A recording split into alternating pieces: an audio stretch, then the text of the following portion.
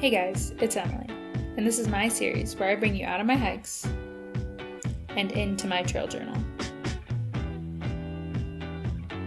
In June of 2020, my boyfriend Nic and I made the move from Illinois to Colorado.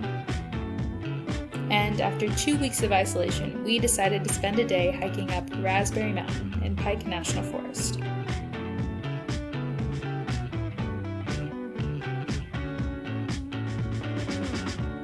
And this is my trail journal on the experience.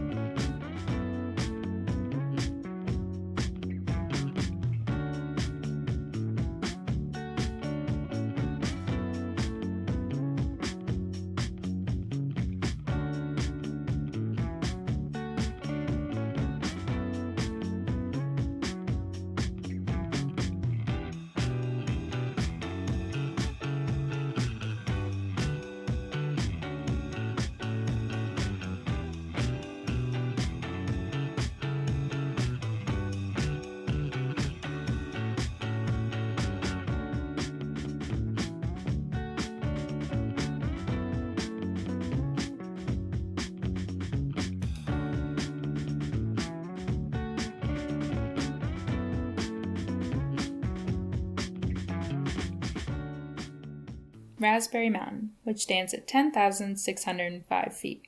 Not the biggest mountain we've climbed, but our first mountain since moving to Colorado. And that definitely made it feel special, but honestly, it would feel that way anytime. Just wait, you'll see why. It certainly wasn't a bad one to finally break quarantine. The trail started with some steady inclines, switchbacks, and most importantly, views of imposing rock faces, and, of course, trees, my favorite thing to look up at and ponder. Everything seemed so perfect and outstanding from the outset, but I think it also just felt incredible to be on trail finally after spending so long sitting at home.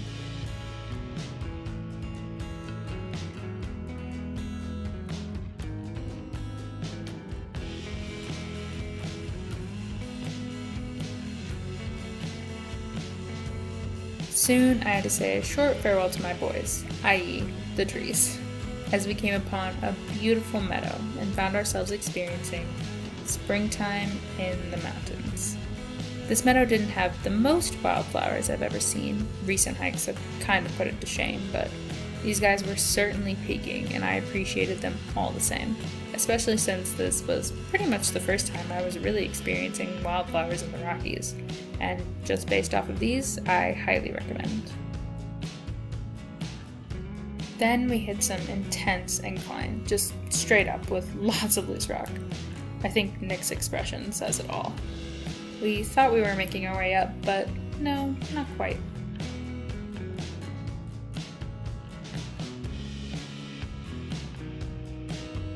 When we finally reached the real summit, it had that same intensity, just much longer.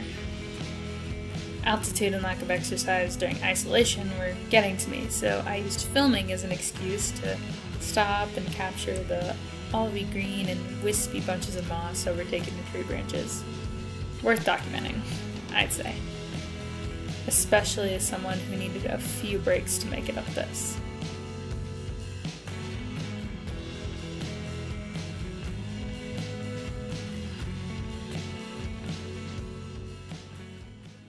And I made it. Well, we both made it. To the top of Raspberry Mountain. Nick just did it a bit quicker than me.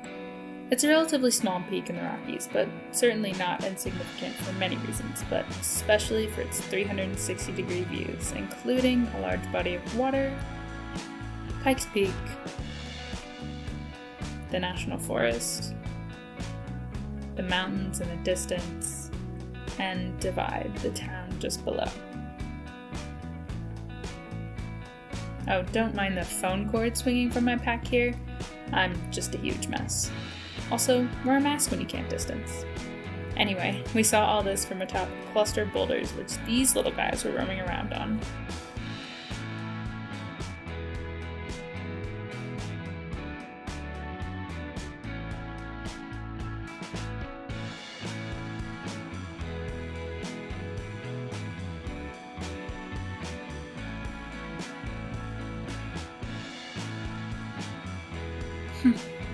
funny dudes.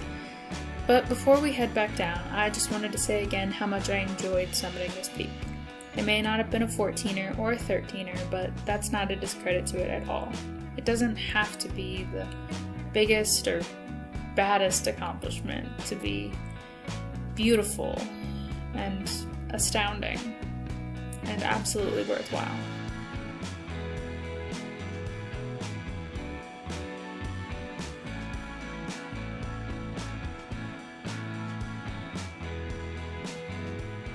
Oh, how cute. Though that smile isn't exactly indicative of the trip down.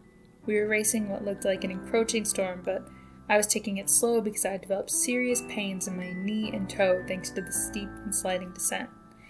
Each step down was accompanied by shooting pain, unless I could shuffle and keep my legs straight.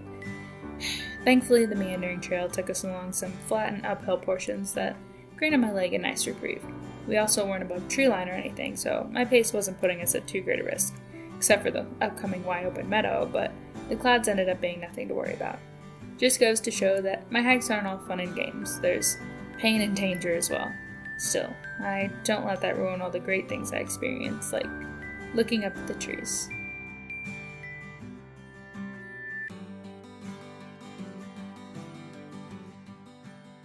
Okay, first of all, leave no trace, but also, these things just give me major Blair Witch vibes. Am I the only one? But especially when it's cloudy like this, so let's just stop building them, okay? Okay. And it's been a whole second since I looked up at any trees, so let's go ahead and do that again.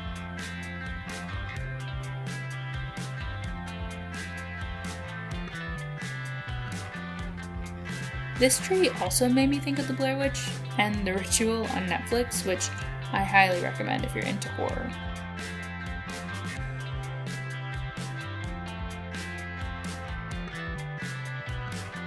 Anyway, the clouds ended up moving away without much more than a few sprinkles, and it was sunshine the rest of the way down.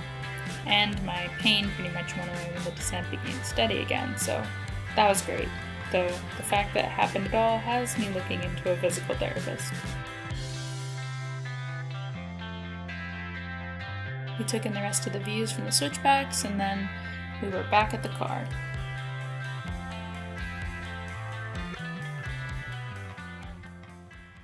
That wraps up my day on Raspberry Mountain. Thanks for following along in my journal, and if you enjoyed the journey, don't forget to like and subscribe, and I can't wait to bring you all out on the trail again. See you next time!